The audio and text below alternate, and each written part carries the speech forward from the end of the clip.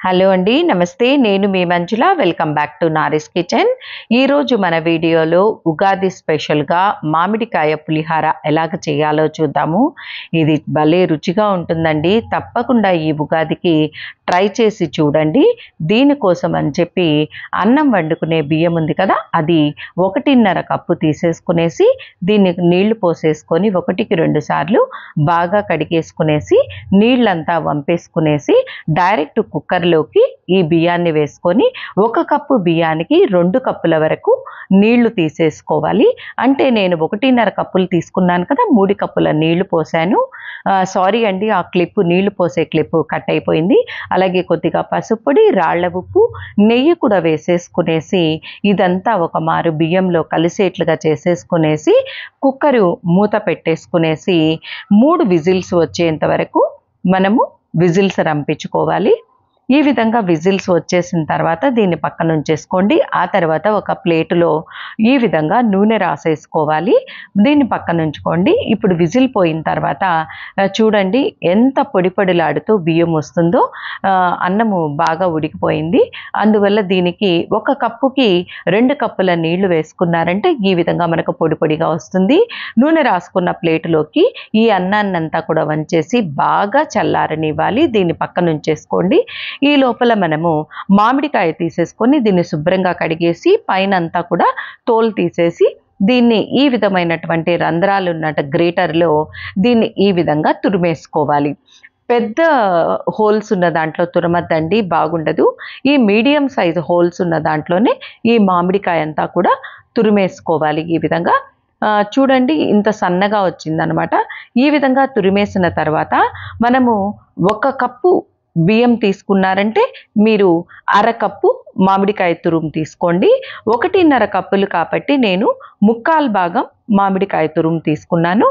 కొద్దిగా నూనె వేసేసుకునేసి బాండలిలో ఈ మామిడికాయ తురుము వేసేసుకొని ఒక 2-3 నిమిషాల పాటు పచ్చిదనం పోయేట్లుగా ఈ విధంగా వేయించేసి పక్కన పెట్టేసుకోవాలి.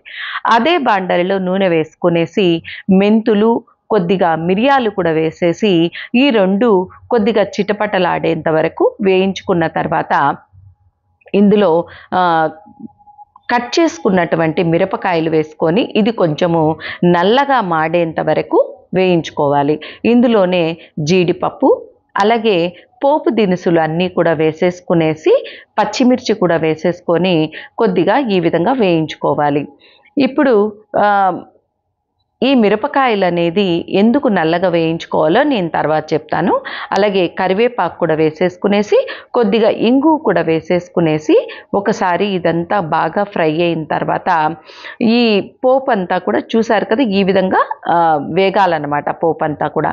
ఈ పోపు వేగిన తర్వాత దీన్ని తీసేసుకునేసి మనం ఆల్రెడీ చల్లార్చి పెట్టుకున్నటువంటి అన్నంలో ఈ పోపు అంతా కూడా వేసేసుకోవాలి. ఇది వేసిన తర్వాత మనము ఇదంతా కూడా ఈ అన్నానికి పట్టేట్టుగా కలిపేసుకోవాలి.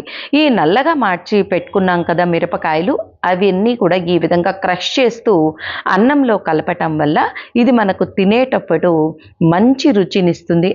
అలాగే పులిహారకు కూడా మంచి రుచి వస్తుంది. మెంతులు, ఆవాలు కూడా వేసాం కదా, అది కూడా చాలా మంచి రుచి ఇస్తుందండి. తప్పకుండా వేయండి.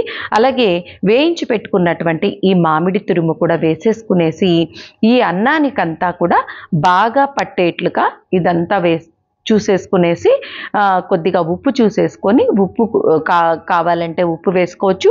అలాగే నిమ్మకాయ జ్యూస్ అయితే ఖచ్చితంగా వేయండి. ఎంత పులుపున్నా కూడా మామిడికాయ అన్నానికి మనకు కరెక్ట్గా టేస్ట్ సరిపోదన్నమాట. అందువల్ల నిమ్మకాయ వేసుకున్నారంటే ఇంకా రుచి చాలా బాగా వస్తుంది. మొత్తం కలిపేసుకునేసి ఒక అరగంట పాటు అన్నాన్ని పక్కన ఉంచేసుకోవాలి. అప్పుడే మనకు ఈ పులుపు అంతా కూడా అన్నానికి బాగా పడుతుంది.